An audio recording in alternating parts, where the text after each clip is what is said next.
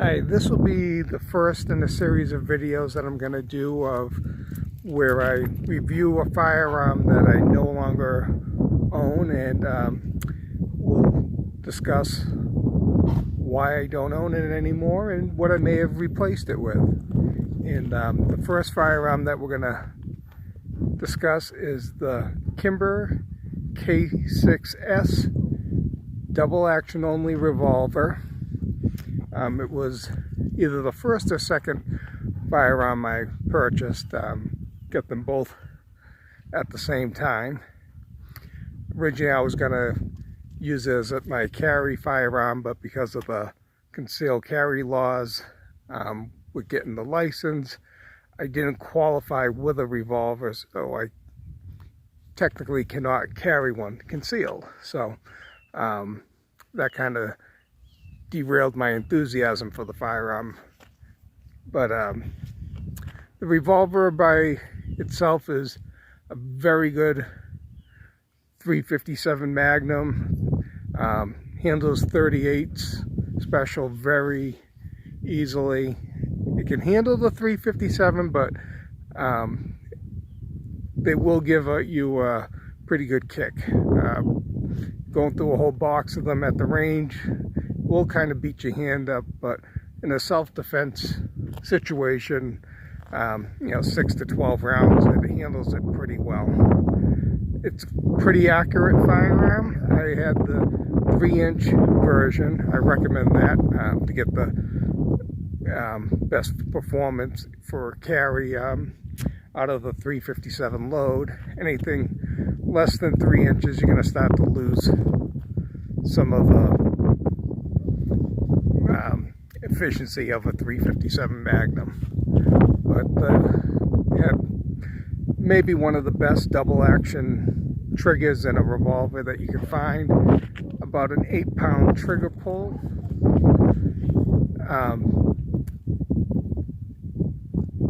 Weight wise, it was hefty for a carry piece, but nothing that would be too impeding. You could carry it comfortably. Not a lot of holster options at the time when I did purchase it. I would have liked something that could have been inside the waistband, but the only options were your typical outside the waistband leather holsters. I kept the firearm. Whoops, I'm walking the dog. He kind of wants to go and do his own thing. Kept the firearm for maybe 4 to 6 months, and since I wasn't using it for a carry, it wasn't a great range toy. It needed to be a little heftier, I think, to be enjoyable at the range. So there was something else I wanted at the time. But overall, the biggest negative for the firearm is probably its price point at usually $700 to $900, depending on which model you get. It's kind of expensive for a carry revolver, but the quality was there. I had ordered it through Grab-A-Gun, and the first one that was sent to me, I think, had a slightly canted barrel, so I sent that back and did not accept it on the transfer when I checked it out. That went pretty smoothly. There was no hiccups with having it sent back. The second one was a pretty firearm, wood grips, very well balanced. Felt nice in the hands, but again, to be shooting .357 consistently out of it, it's just not a big enough firearm. What I ended up doing was trading the firearm for a pistol caliber carbine, a Freedom Ordnance FX9 pistol. I wanted to get something more compatible with my other firearm I had at the time and stick with just shooting 9mm for economy reasons. Kind of regret trading it in after the fact, because it was a nice gun. There's really not a whole lot of negatives.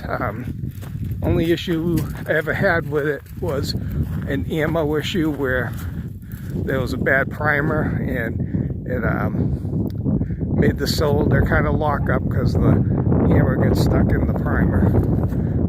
Someone at the range helped me open it up, so it wasn't a big issue.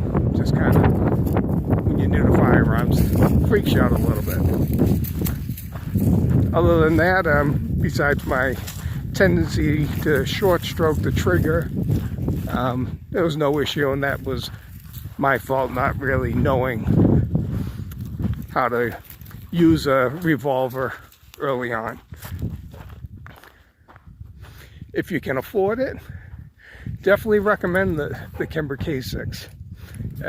You know, it's a beautiful piece. It's meant to be carried. It's very ergonomic. Everything's rounded, so it's easy to draw. And besides that price point, it's a great firearm. So I hope this helps out anyone that's in the market for a Kimber K6S, and we'll bring another video to you soon. Take care. Be safe out there. Bye.